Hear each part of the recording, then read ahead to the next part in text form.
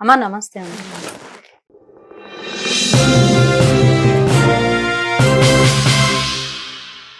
ఇంకా మీరు చెప్పే విషయాల్లో ఎక్కువగా కామాఖ్య అమ్మవారి గురించి వింటూ ఉంటాము. అసలు ఆ అమ్మవారి గురించి మీ మాటల్లో మా ప్రేక్షకుల కోసం. ఇక్కడ ఏంటి అంటే మనం మామూలుగా చూసినా సరే అమ్మవారిని 3 కూటాల కింద మనం చూపిస్తాం. ఏంటంటే శ్రీమద్ వాగ్భవ కూటైక స్వరూపముఖ పంకజ కంఠాదక్కటి పర్యంత మధ్యకూట స్వరూపిణి శక్తి కూటైక తాపన్న కట్టెదో భాగదారిని. ఈ 3 కూటాల్లో పరిపాలిస్తుంది కాబట్టి ఆవిడ త్రిపుర సుందరి అని కూడా పిలుస్తున్నారు. అంటే 3 కూటాల్లో కూడా మనలో ఉన్న అందవిహీనతను తీసి ఎవరైతే అందాన్ని ఇస్తారో ఆవిడే త్రిపుర సుందరి. ఇక్కడ ఈ త్రిపుర సుందరిలో కూడా ఈ మిగతా 2 కూటాలు బాగోవాలి అంటే శక్తి కూటం బాగోవాలి. ఆ శక్తి కూటమే కామాఖ్య. నిజం చెప్తే అంటే మీరు చూసిన మానవ దేహంలో 72,000 నాడులు ఉన్నాయి. ఆ 72,000 నాడులు కలిసే 3 ప్రదేశాలు ఏంటి అంటే 1 ఆజ్ఞాచక్రం, 2 అనాహత చక్రం, 3 మూలాధార స్వాధిష్టానం. అందుకే స్వాధిష్టానము అంటే స్వాధిష్టానం, దేవత తనగా కూర్చున్న ప్లేసు. అందువల్ల ఏమిటి అని అంటే అక్కడ కామాఖ్య అన్న కూడా అర్థం అదే. కామా ప్లస్ అఖ్య ఈజ్ ఈక్వల్ టు కామాఖ్య. అంటే కామ అంటే కోరికలు, అఖ్య అంటే తీర్చున్నది. మీరు అడిగిన ప్రతి కోరికను ఎవరైతే తీరుస్తారో అదే కామాఖ్య. ఇక్కడ వచ్చేసరికి శక్తి కూటం అంటే కూడా చూడండి, అక్కడి నుంచే శక్తి శరీర భాగాలన్నిటికీ వస్తుంది. అక్కడ ఏం శక్తి ఉంది? మామూలుగా హ్యూమన్ కు ఉండే శక్తి ఏంటి అంటే కామపూరితమైంది. అందుకే మనకు అణువున కోరికే ఉంటుంది. ఇది కావాలి, అది కావాలి, అది కావాలి, అన్ని కావాలి. అన్ని ఎందుకు కావాలి అని అంటే నిజం చెప్తే మనకేం కావాలో మనకి తెలియదు కాబట్టి ఆ క్లారిటీ అన్నది కామాఖ్యలో వస్తుంది. ఏంటంటే ఇవన్నీ నాకు ఎందుకు అవసరం అవుతున్నాయి నిజం చెప్తే. అందుకే ఆవిడ చేసే పూజను కూడా యోని పూజ అంటే కూడా అర్థం ఏమిటి, మనం చాలా తప్పు అనుకుంటాం.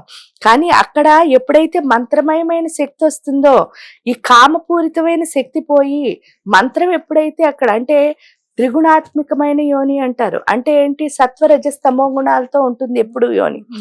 ఇది కానీ ఎప్పుడైతే దేవతా త్రిగుణాత్మికాలు అంటే దేవత సత్వర రజస్తమో గుణాల కింద మారుతాయో అంటే ఆ యోనికి పూజ చేస్తే అలా అవుతుందన్నమాట. మామూలు తమో గుణం అంటే అర్థం ఏమిటి? ఎప్పుడు పడుక్కో అంటుంది, బద్ధకంగా ఉండు అంటుంది. కానీ దేవతా తమో గుణం ఏం చెప్తుంది అంటే ఎప్పుడు లేచుండు, పడుకోనే ప్లేస్ లో ఎప్పుడు మెలకువగా ఉండాలి. ఇంకా ఇక్కడ బద్ధకం అని ఉంది చూసారా, అది పోయి 24/7 ఏదో ఒక పని చేస్తూ ఉండని చెప్తుందిట. ఇంకా రజోగుణం వచ్చేసరికి ఏమంటూ ఉంటుంది లోపల, మామూలు మనిషిది వీళ్ళతో ఫైట్ చెయ్యి, వాళ్ళతో తన్ను, వీళ్ళతో గొడవ పెట్టి ఏదో ఒకటి. ఇది ఎప్పుడు రగిలిపోతూ ఉంటుంది ఎవరితో ఒకరితో గొడవ పెట్టుకోమని. ఎవరు ఏం చేసినా వాళ్ళ లోపమే కనిపిస్తుంది. ఎందుకంటే ఈ సృష్టి మొత్తంలో నేను ఒకదాన్నే మంచిదాన్నేమో అనిపిస్తుంది. అది రజోగుణం. కానీ దేవతా రజోగుణం ఎప్పుడు ఏం చెప్తుంది అంటే నువ్వు ఫైట్ చేయాల్సింది ఇలాంటి చిన్న ప్రాణాలతో కాదు, అవి నీలాంటివే. నువ్వు బోల్డని సమస్యలు ఉన్నాయి ప్రకృతిలో, వాటిని రూపుమాపు అని చెప్తుంది ఈ రజోగుణం. ఇంకా రగిలిపోతోంది కదా లోపల కోపంతో, వీళ్ళ లోపం వాళ్ళ లోపం అని. ఈ రజోగుణం ఏం చెప్తుంటే దేవతా రజోగుణం వీళ్ళెవరిలో లోపం లేదు, ఉన్న లోపం అంతా నీ లోపలే. ఎందుకంటే నీలో ఆ లోపం ఉంది కాబట్టే అవతల వాళ్ళలో కనిపిస్తోంది. అంటే ఆ జ్ఞానాన్ని ఇస్తుంది.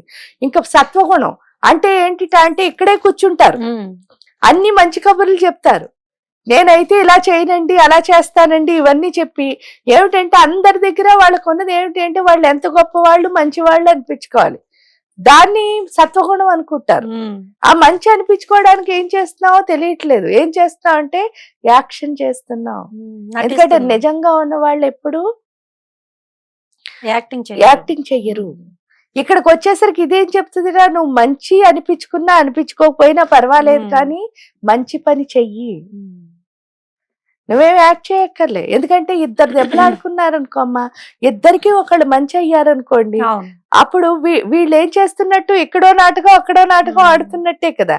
అదే నువ్వు మంచి చేసావు అనుకో, ఎవరు రైటో చెప్పేస్తావు అంతే. ఒకళ్ళకి నచ్చదు ఎప్పుడు మీరు చెప్పింది, బట్ మీరు చేసింది మంచి ధర్మం అంతే. అది మనకు అర్థమయ్యేటట్టు ఎవరు చెప్తారు అంటే ఈ సత్వగుణం చెప్తుంది. అది అవ్వాలి అంటే ఏంటి అంటే అక్కడ ఉన్న కామం ఏదైతే పోతుందో. కామం ఏమిటి అంటే కన్ఫ్యూజన్. ఎందుకంటే అన్ని కావాలనిపిస్తూ ఉంటే ఏది చూస్తే అది నాకు కావాలనిపిస్తుంది. కానీ ఇక్కడ మంత్రం ఎప్పుడైతే మంత్ర శక్తి అందులో ప్రవేశిస్తుందో ఆ స్వాదిష్టాన మూలాధార చక్రాల్లో అప్పుడు ఏమవుతుంది అని అంటే అక్కడ ఇందాకనే చెప్పుకున్న మంత్రం అంటే మాతృస్వరూపం అని. ఆ తల్లి స్వరూపం ఎప్పుడైతే ఆ మూలాధార స్వాదిష్టాన చక్రాలకు వస్తుందో అప్పుడు ఈ కన్ఫ్యూజన్ పోయి క్లారిటీ వస్తుంది. ఆ క్లారిటీ ఏంటి అంటే అసలు నాకేం కావాలి, నేను ఎందుకు వచ్చాను. అందుకే మూలాధార చక్రం ఏంటి అంటే మన పర్పస్ ఆఫ్ లైఫ్, అంటే నేను ఈ భూమి మీదకి ఎందుకు వచ్చాను అన్నది మూలాధార చక్రం తెలియచేస్తే, స్వాదిష్టాన చక్రం ఏంటి అంటే మన దగ్గరికి వచ్చిన ప్రతి దాన్ని యాక్సెప్ట్ చేసి ఎంజాయ్ చేయడం నేర్పిస్తుంది. ఎందుకు ఎంజాయ్ చేయాలి అంటే మనకి ఏది వచ్చినా సరే ఇంకోటి లేనిది వెతుక్కుంటూ ఉంటాం. ఎందువల్ల అంటే నా దగ్గర ఏం లేదో వెతుక్కోవడం మనకు అలవాటు అయిపోయింది. ఈ స్వాదిష్టానం ఏం చెప్తుంటే నీ దగ్గర ఏం లేదో కాదు, నీ దగ్గర ఇన్ని స్ట్రెంత్లు ఉన్నాయి అంటే మనలో ఉన్న మన స్ట్రెంత్లు మనం తెలుసుకుని ఆత్మ అన్న దాన్ని చూసే, అంటే దాన్ని ఆత్మ సాక్షాత్కార సిద్ధి. ఆ ఆత్మ సాక్షాత్కార సిద్ధి అన్నది స్వాదిష్టాన చక్రం. అందుకని కామాఖ్య అంత పవర్ఫుల్. ఎందుకంటే ఈ భూమి మీద ఉన్నంత వరకు మీ పర్పస్ ఆఫ్ లైఫ్ మీకు తెలియాలి. అదే క్లారిటీ లైఫ్ కి. రెండోది ఏంటి అంటే పర్పస్ వస్తే సరిపోదు, దాన్ని మీరు కొత్తగా క్రియేట్ చేసుకుంటూ గొప్పగా దాన్ని ఎదిగించాలి వచ్చిన పర్పస్ ని. ఆ స్థితి మీకు స్వాదిష్టాన చక్రం ఇస్తుంది. ఎప్పుడైతే మీ ఆత్మజ్ఞానం మీకు వచ్చిందో డీవియేషన్స్ ఉండవు, ఇటుపక్క అటుపక్క చూడకుండా స్ట్రైట్ గా మీ డెస్టినీని చేరుకోవడానికి మీరు వెళ్తూ ఉంటారు. అంటే ఆ క్లారిటీ వచ్చే ప్రదేశమే కామాఖ్య. అందుకని కామాఖ్య అంత పవర్ఫుల్. అందులో ఏంటి అంటే ఇక్కడ మీరు ఇందాక అనుకున్న అష్టాదశ శక్తి పీఠాలని, ఆ అష్టాదశ శక్తి పీఠాల్లో 3 పీఠాలు ఏంటి అంటే ఒకదాన్ని మూలపీఠం అని, రెండోది ఓఢ్యాన పీఠం అని, మూడోది జాలాంతర పీఠం అని అంటారు. ఈ మూలపీఠమే కామాఖ్య.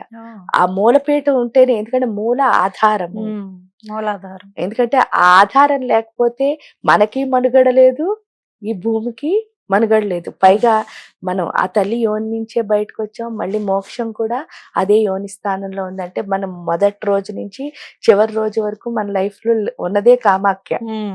కాబట్టి అది అంత గొప్పదైంది. ఇంక ఓఢ్యాన పీఠం అంటే కంచి, మళ్ళీ జాలాంతర పీఠం అంటే జ్వాలాముఖి. ఈ 3 పీఠాలు ఉన్న అంటే పవర్ఫుల్. అంటే అన్ని 18 పీఠాలు పవర్ఫుల్లే. ఈ 3 ఏంటంటే 3 భాగాలు అన్నమాట. కాబట్టి మూలపీఠం లేకుండా మనం లేం. కాబట్టి కామాఖ్య అంటేనే మనందరం ఇక్కడ ఉన్నామంటే అంటే మన మనుగడే కామాఖ్య. చాలా చక్కగా చెప్పారు. నమస్తే.